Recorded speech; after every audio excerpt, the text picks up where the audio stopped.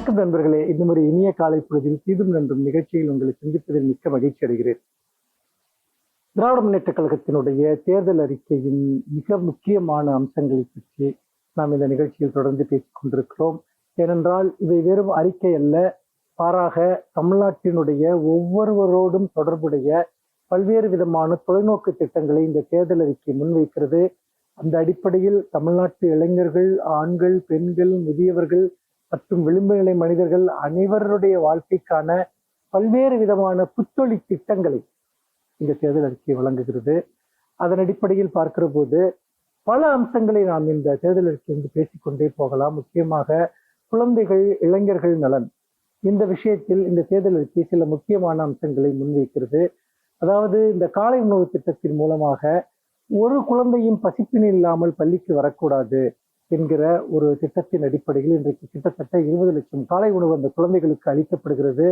அதன் மூலமாக ஒரு மகிழ்ச்சியான கற்றல் என்பதனுடைய மிகப்பெரிய ஒரு திட்டத்தை இந்த அரசு நிறைவேற்றி இருக்கிறது. பள்ளி இடைநிற்றல் என்பது வெகுவாக இன்றைக்கு குறைந்து போனதற்கு காரணம் இந்த புரட்சிகரமான காலை உணவு திட்டம். இப்பொழுது முதலமைச்சர் அதை 8ஆம் வகுப்பு வரைக்கும், 5ஆம் வகுப்பு வரை இருந்த அந்த காலை உணவு திட்டத்தை 8ஆம் வகுப்பு வரைக்கும் உயர்த்தப்படும் என்ற ஒரு அறிவிப்பையும் இந்த தேர்தல் அறிக்கையில் வெளிப்படுத்தி இருக்கிறார். அதே போல மிக முக்கியமான ஒரு திட்டம் பெண் குழந்தைகளுக்கு ஏற்படக்கூடிய 14 வயதுக்கு உட்பட்ட குழந்தைகளுக்கு கர்ப்பப்பை புற்றுநோயை தடுக்கக்கூடிய திட்டங்கள். இந்த திட்டத்திலே இப்பொழுது தமிழ்நாடு முழுக்க அமைத்து ஏற்கனவே 4 மாவட்டங்களில் இந்த திட்டம் அமுல்படுத்தப்பட்டிருக்கிறது. தமிழ்நாடு முழுக்க அந்த குழந்தைகளுக்கு இந்த தடுப்பூசியை செலுத்துவதற்கான ஒரு திட்டமும் அறிவிக்கப்பட்டிருப்பது மிகப்பெரிய வரவேற்பை பெற்றிருக்கிறது. அதோடு சேர்த்து இன்றைக்கு இளைஞர் நலன் என்று வருகிற போது பொதுவாக கல்வி என்பது அனைவருக்கும் உரியதாக இருக்க வேண்டும். எந்த ஒரு மனிதனும் சமூக நீதியின் அடிப்படையில் எந்த போட்டியிலும் பின்தங்கி விடக்கூடாது. அவனுக்கான கல்வி சூழலை எல்லா தளங்களிலும் உருவாக்க வேண்டும். ஒரு காலத்தில் வசதி படைத்தவர்கள் மட்டுமே பெற்று வந்த அந்த கல்வி வாய்ப்புகளை எல்லோரும், கிராமப்புறங்களில் இருக்கக்கூடியவர்கள், சாதி ரீதியாக அடித்தட்டில் செலுத்தப்பட்டவர்கள் அல்லது வறுமை கோட்டிற்கு கீழ் இருக்கக்கூடியவர்கள், இப்படியாக அனைத்து தரப்பினரும் சமமான வாய்ப்புகளை பெற வேண்டும் என்பதற்காகத்தான் அந்த முதல்வர் படைப்பகங்கள் மற்றும் அறிவுசார் மையங்கள் பல இடங்களில் தொடங்கப்பட்டன. அதே போல நூலகங்களும் ஒரு போட்டித் தேர்வுகளுக்கு படிக்கக்கூடிய மாணவர்கள் பயன்படுத்த வகையில் அவை நவீனப்படுத்தப்பட்டன. இந்த முதல்வர் படைப்பகங்கள், அறிவுசார் மையங்கள் என்பவை படிப்பதற்கான சூழல் மட்டுமல்ல, கோ ஒர்க் ஸ்பேஸ், அதாவது ஒரு சிறு சிறு நிறுவனங்கள் அவர்கள் அங்கு தங்களுடைய அலுவல்களை நடத்தக்கூடிய வகையில் மிக மிக குறைந்த கட்டணத்தில் மணிக்கணக்கில் வாடகைக்கு தரக்கூடிய ஒரு அற்புதமான திட்டமும் கொண்டு வரப்பட்டது. அங்கு படிக்க வருகிற மாணவர்கள் பகுதி நேரமாக பணியாற்றக்கூடிய ஒரு வாய்ப்பையும் அங்கு பெற்றிருக்கிறார்கள். இப்படியாக இன்றைக்கு நீங்கள் பார்த்தீர்கள் என்றால் இந்த நான் முதல்வன் திட்டத்தின் மூலமாக ஏராளமான மாணவர்கள் பல்வேறு துறை சார்ந்து வேலை வாய்ப்புகளை பெற்றிருக்கிறார்கள். அவர்களுக்கு அடுத்து வரக்கூடிய திராவிட மாடல் 2.0 ஆட்சி காலத்தில் 6 மாதத்திற்கு மாதாந்திர உதவித்தொகை 1500 ரூபாயுடன் அவர்களுக்கு பயிற்சி அளிக்கப்படும் என்கிற ஒரு திட்டத்தையும் மாண்புமிகு முதலமைச்சர் அவர்கள் அறிவித்திருக்கிறார். இந்த நான் முதல்வன் திட்டத்தின் மூலமாக 59 மாணவர்கள் இன்றைக்கு குடிமை தேர்வுகளில் தேசிய அளவில் வெற்றி பெற்றிருக்கிறார்கள் என்றால், எல்லோருக்கும் அதிகாரத்தை பகிர்ந்தளித்தல், எல்லோருக்கும் கல்வியை அளித்தல், அதிகார சமநிலை என்பதை இந்த அரசு எப்படி செயல்படுத்தி இருக்கிறது என்பதையும், அனைத்து தரப்பு இளைஞர்களுக்குமான ஒரு ஒருங்கிணைந்த முன்னேற்றத்தை எப்படி சாத்தியப்படுத்தி இருக்கிறது என்பதையும் இந்த செயல்படுத்தி கொண்டிருக்கக்கூடிய திட்டங்களும் சரி, இனி செயல்படுத்த போகிற திட்டங்களும் சரி நமக்கு காட்டுகின்றன. இந்த அரசு பெண்களுக்கான அரசு, குழந்தைகளுக்கான அரசு, இளைஞர்களுக்கான அரசு என்பதை இந்த அறிவிப்புகள் எல்லாமே நமக்கு காட்டுகின்றன. மீண்டும் இன்னும் ஒரு புதிய சிந்தனையோடு உங்களை சந்திக்கிறேன். நன்றி, வணக்கம்.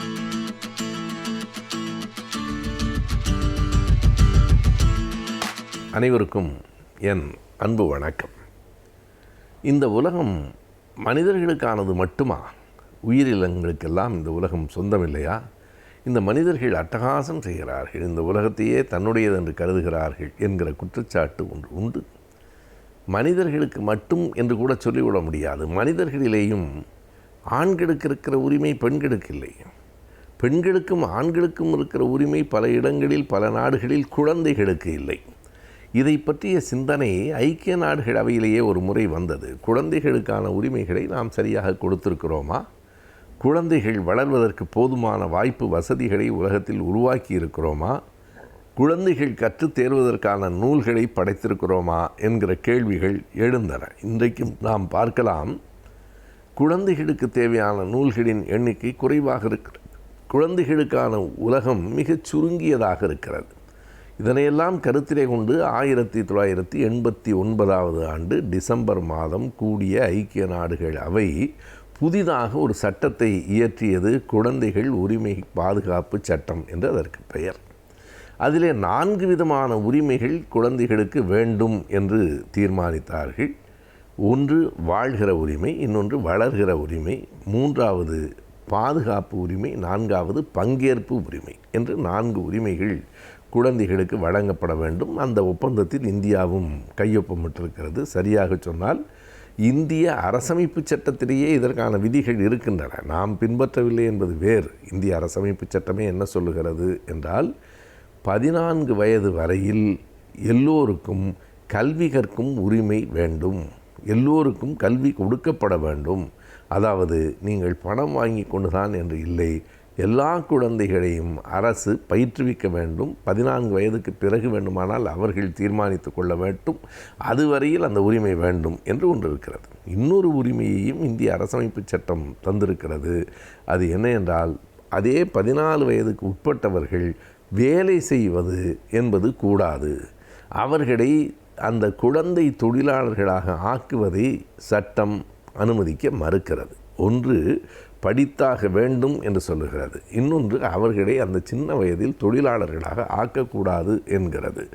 இவையெல்லாம் இன்றைக்கும் சட்டத்தில் இருக்கின்றன, நடைமுறையில் இருக்கின்றனவா என்று நாம் பார்க்க வேண்டியிருக்கிறது. சரியாக சொன்னால், ஒருவர் சொன்னார், ஒரு 10 வயது குழந்தை வேலை செய்வதை பார்த்தால் அந்த குழந்தையின் பெற்றோர்களின் மீது நமக்கு கோபம் வர வேண்டும். 80 வயது பெரியவர் வேலை செய்கிறார் என்றால் அவருடைய பிள்ளைகள் மீது நமக்கு கோபம் வர வேண்டும் என்று ஒருவர் சொன்னார். எனவே பிள்ளைகளுக்கான உரிமை, இந்த 4 உரிமைகளையும் மறுபடியும் பாருங்கள். வாழ்கிற உரிமை இருக்கிறது, வளர்கிற உரிமை, பாதுகாப்பு உரிமை இருக்கிறது, பங்கேற்கிற உரிமை. இந்த பங்கேற்பு உரிமை என்றால் என்ன? எந்த ஒன்றிலும் தான் கலந்து கொள்வதா இல்லையா என்று தீர்மானிக்கிற உரிமை குழந்தைக்கு இருக்க வேண்டும். ஆங்கிலத்திலே ரைட் டு சே நோ என்று சொல்லுவார்கள். இல்லை என்று சொல்லுகிற உரிமை, எனக்கு அது வேண்டாம் என்று சொல்லுகிற உரிமையை நாம் குழந்தைகளுக்கு கொடுத்திருக்கிறோமா? பலரும் கேட்பார்கள். நீங்கள் அப்படி குழந்தைகளுக்கு உரிமை கொடுத்தால் படிப்பதற்கும் பள்ளிக்கூடத்துக்கும் என்றால் போக முடியாது, நோ என்று தான் சொல்லுவார்கள். இந்த குழந்தைகளும் சமூகமும் கெட்டுப்போய் விடாதா என்பார்கள்.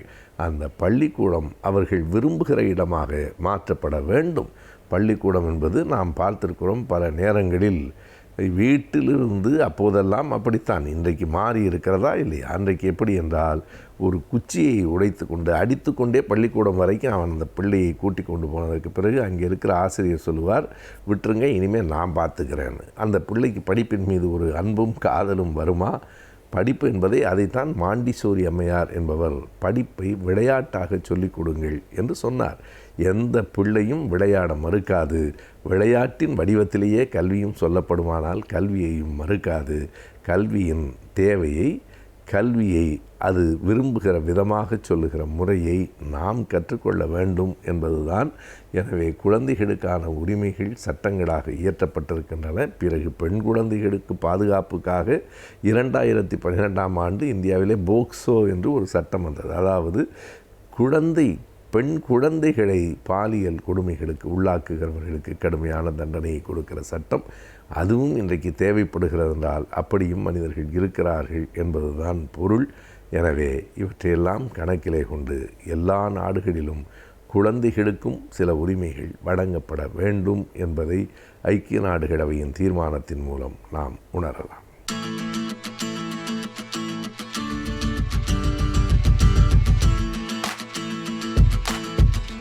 இன்றைய காலகட்டத்திலே எல்லோருக்கும் உள்ள மன அழுத்தத்தையும் மனச்சோர்வையும் போக்குவது எப்படி?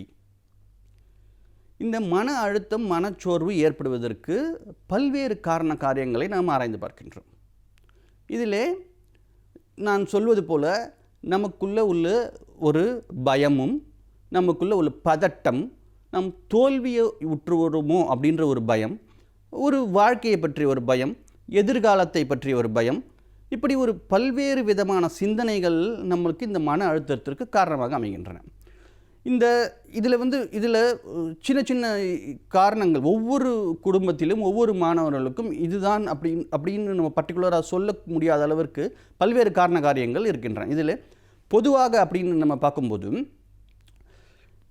நாம் தனியாக இருக்கின்றோமோ அப்படின்ற ஒரு ஃபீலிங், இரண்டாவது நம்மை தனிமைப்படுத்தி விட்டார்களோ அப்படின்ற ஒரு ஃபீலிங், அதையும் தாண்டி நம்மை வேறுபடுத்தி பார்க்கிறார்களோ அப்படின்ற ஒரு ஃபீலிங், இரண்டாவது அதுக்கு அடுத்தபடி பார்க்கும்போது நமக்கு மட்டுமே அநீதி இழைத்து விட்டதா இந்த உலகம், இந்த சமூகம் அப்படின்ற நமக்குள்ளே ஒரு கேள்வி. இப்படிப்பட்ட கேள்விகள். இரண்டாவது சின்ன சின்ன குடும்ப வன்முறைகள், குடும்பத்திலே ஒவ்வொருத்துக்கு ஒருத்தர் புரிதல் இல்லாத ஒரு காரணங்கள், இந்த ஒரு சிச்சுவேஷனை எப்படி நாம் கையாள வேண்டும் என்பதை பற்றிய போதிய அறிவு இல்லாத காரணம், அறிவுன்னு சொல்ல முடியாது, அறியாமைன்னு சொல்லலாம், அறியாமை. இப்படி பல்வேறு காரணங்கள் இருக்கின்றன. இது பொதுவாக. ரெண்டாவது, குடும்பத்தில் உள்ள முக்கியமான உறுப்பினர்களுக்கு முன்னாடி இருந்த வருமானம் இப்பொழுது இருக்காது. அது ரெண்டாவது, அந்த ஒரு வீட்டிற்கு தேவையான சகல வசதிகளையும் அவனால் முன்னாடி இருந்தது போல் அவனால் அனுபவிக்க முடியாது. இரண்டாவது, குழந்தைகளுக்கு ஏன் இப்படிப்பட்ட ஒரு மன அழுத்தம் ஏற்படுகின்றது? குழந்தைகள் இந்த டிஜிட்டல் லேர்னிங், ஆன்லைன் லேர்னிங் இப்படி சொல்கிறோமே, இதையெல்லாம் நாம் எப்பொழுது கற்றுக் கொடுத்திருக்கிறோம் குழந்தைகளுக்கு? இல்லவே இல்லை. இப்பொழுது தான் புதிய சூழல். இந்த சூழலே குழந்தைகளுக்கு ஒரு மிகப்பெரிய ஒரு புதிய சூழல். இந்த சூழலிலே குழந்தைகள் தங்களை பாதுகாத்து கொள்வது எப்படி? இந்த சைபர் கிரைம், சைபர் புல்லிங் இப்படின்னு சொல்கிறார்கள், இதிலிருந்து எப்படி பாதுகாக்க? ரெண்டாவது, இந்த சூழலிலே நம்ம உட்கார்ந்து நம்மளால் எவ்வளவு நேரம் அந்த ஆன்லைனிலே கிளாஸை கவனிக்க முடியும் அப்படின்ற ஒரு பயம் குழந்தைகளுக்கு. ரெண்டாவது, குழந்தைகளுக்கு இந்த ஆன்லைனில் தான் நம்ம அசஸ்மெண்ட் பண்ணுறோம், எவாலுவேஷன் பண்ணுறோம், இதெல்லாம் ஒரு குழந்தைகளுக்கு ஒரு பயம். அந்த ஆன்லைனில் டீச்சிங் பண்ணுறவங்க என்ன சொல்லுவாங்களோ, எல்லா குழந்தைகளும் கேட்குறாங்களே, நம்மளை பற்றி என்ன சொல்லுவாங்களோ, நம்ம என்ன பேச முடியலையே. அது ஒரு சில குழந்தைகள் பார்த்திங்கன்னா, நீங்கள் முன்னாடி ஒரு க்ரௌடில் ஒரு கூட்டத்திலே முன்னின்று வரமாட்டார்கள். ஒரு அச்சம் தான் காரணம் அதற்கு. ஸோ இதையெல்லாம் போக்க வேண்டும். இதற்கெல்லாம் லீடர்ஷிப் ஸ்கில்ஸ் நம்ம எப்படி இம்ப்ரூவ் பண்ணுறது அப்படின்ற விஷயம் இருக்குது. இந்த மாதிரி பல்வேறு காரணங்கள் இருக்கின்றன. கல்லூரி மாணவர்களுக்கு எடுத்துக்கொண்டே வேணால் எக்ஸாம்ஸ் இருக்குன்னு சொல்கிறார்கள், ஆனால் இல்லை. எக்ஸாம்ஸ் வரும்னு சொல்கிறார்கள், ஆனால் வரல. அடுத்து உயர்கல்வி படிப்பது எப்படி? இந்த உயர்கல்வி நம்ம எப்படி அணுகுவது? இதில் காலேஜ் எப்போ திறப்பாங்க? நம்ம காலேஜ் லைஃப்பை எப்படி என்ஜாய் பண்ணுவது? அது கேரியர்ஸ், அதாவது அடுத்த கட்டத்திற்கு எப்படி செல்வது? இப்படி பல்வேறு காரணங்கள் கல்லூரி மாணவர்களுக்கு இருக்கின்றன. அதுமாதிரி அடலசன்ஸ் அப்படின்னு பார்க்கும்போது அவர்களுக்கும் உள்ள மன அழுத்தம் இருக்க தான் சரி. ஏன்னா அவங்க எல்லாருமே ஒரு ஃப்ரெண்ட்ஸ், பியர்ஸ் குரூப்ஸ்ன்னு சொல்லுவார்கள், இவர்களோட கனெக்ஷன் ஆகியிருக்காங்க. அப்போது ஒவ்வொருத்தருக்கும் பேசி அளவலாகி வெளியில் ஒரு சாதாரணமான ஒரு சூழல் கிடையாது. அவங்களுக்கு என்ன ஆகுது? ஒரு விளையாட்டினுடைய நேரம் கட் ஆகிடுது. அதே மாதிரி மற்ற மாணவர்களுடைய, அதாவது சக மாணவர்களுடைய அளவலாகக்கூடிய நேரம் இல்லை. அதாவது ஒன்றுக்கு ஒன்று ஃபேஸ் டு ஃபேஸ் அப்படி கிடையாது. வீடியோ கால் பண்ணலாம், அது வேறு விஷயம். இப்படி எல்லாமே ஒரு சாதாரணமாக இருக்கின்ற நிலைமை தலைகீழாக மாறும்போது அந்த அச்சுறுத்தல் இருக்கத்தானே செய்யும். இதை எல்லாமே நம்ம ஒவ்வொரு ஏஜ் குரூப் அப்படின்னு சொல்வார்கள், இந்த குழந்தைகள் 1 முதல் 5ஆம் வரை உள்ள குழந்தைகளை எப்படி கையாள்வது, 5வது படிக்கும் 6வது படிக்கும் மாணவர்கள் முதல் 8ஆம் வகுப்பு மாணவர்கள் வரை உள்ள குறைகளை எப்படி கையாள்வது, பிறகு 12ஆம் வகுப்பு மாணவர்களுக்குள்ள மன அழுத்தத்தை எப்படி போக்குவது, டீனேஜ் கல்லூரி மாணவர்கள், குடும்ப நண்பர்கள், குடும்ப உறுப்பினர்கள், வயதானவர், இவர்கள் ஒவ்வொருவருக்கும் ஒவ்வொரு மாதிரியாக இந்த மன அழுத்தத்தை கையாள வேண்டும். பொதுவாக இந்த ஒரு பதிவிலே நம்ம குழந்தைகளினுடைய மன அழுத்தத்தை, படிக்கிற மாணவர்களுடைய மன அழுத்தத்தை போக்குவது மட்டும் எப்படி அப்படின்றத மட்டும் நம்ம பார்ப்போம். இப்போது எல்லாருமே ஸ்கூல் கேம்பஸ், ஹாஸ்டல் கேம்பஸ் இப்படிலாம் கேள்விப்பட்டிருக்கோம். ஆனால் ஹோம் கேம்பஸ், இதுதான் புதிய வார்த்தை. ஹோம் கேம்பஸ் அப்படின்ற வார்த்தை புதிது. அதாவது வீட்டுச் சூழலிலே கல்வியை கற்க வேண்டும். வீட்டுச் சூழலிலே நீங்கள் கல்வியை கற்க வேண்டும். இந்த வீட்டுச் சூழலிலே நீங்கள் கல்வியை கற்க வேண்டுமென்றால் அதற்குள்ள வழிமுறைகள் என்ன? அந்த கல்வியை மன அழுத்தம் இல்லாமல் எப்படி ஒரு என்ஜாய்மெண்ட்டோட, ஒரு ஹாப்பி லேர்னிங்னு சொல்வார்களே, அந்த மாதிரி ஒரு ஹாப்பியாக எப்படி அந்த கற்றுக்கொள்ளலை நாம் உள்வாங்குவது? இதன் மூலம் நம்மளுடைய படைப்பாற்றலை எப்படி மேம்படுத்துவது, இப்படி வந்து குழந்தைகளுக்கு நாம் பயிற்சிகள் கொடுக்க வேண்டும். அது ப்ராக்டிஸ் மேக்ஸ் அ மேன். பயிற்சியும் முயற்சியும் இருந்தால் வாழ்க்கையில் என்ன வேணால் நம்மளால் சாதிக்க முடியும் மாணவர்களே.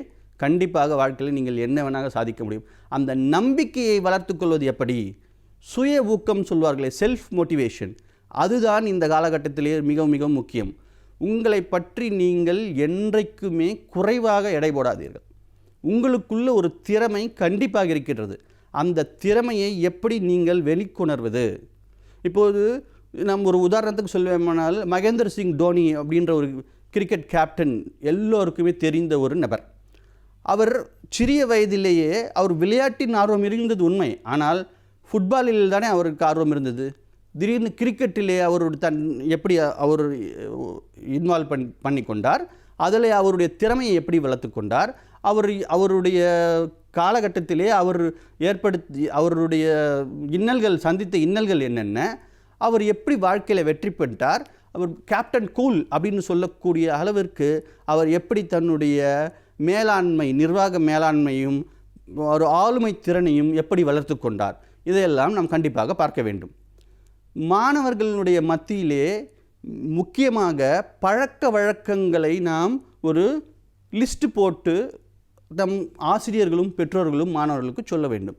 அது ரொட்டீன்ஸ்ன்னு சொல்வார்களே, ரொட்டீன்ஸ். அந்த ரொட்டீன்ஸும் அந்த ஹேபிட்ஸ், இது ரெண்டுமே தான் மாணவர்களை திறன்பட வாழ்க்கையினுடைய தரத்தை மேம்படுத்துவதற்கு உதவும்.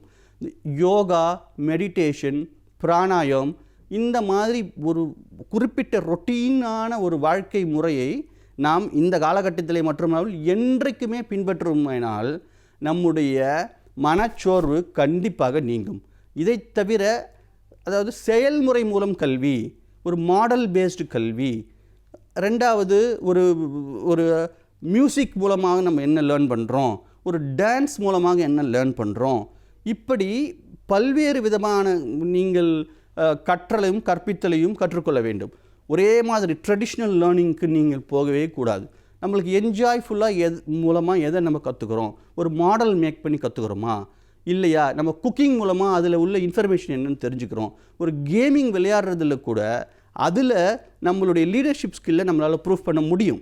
இப்படி பல்வேறு விதமான வழிமுறைகளை நமது முன்னோர்கள் வகுத்து உள்ளார்கள். அதாவது இந்த மாதிரி சிச்சுவேஷன்ஸ்க்கு மட்டும் இல்லாமல் என்றைக்குமே இது வந்து நம்மளுக்கு மிகவும் பயனுள்ளதாக அமையும். நன்றி, வணக்கம்.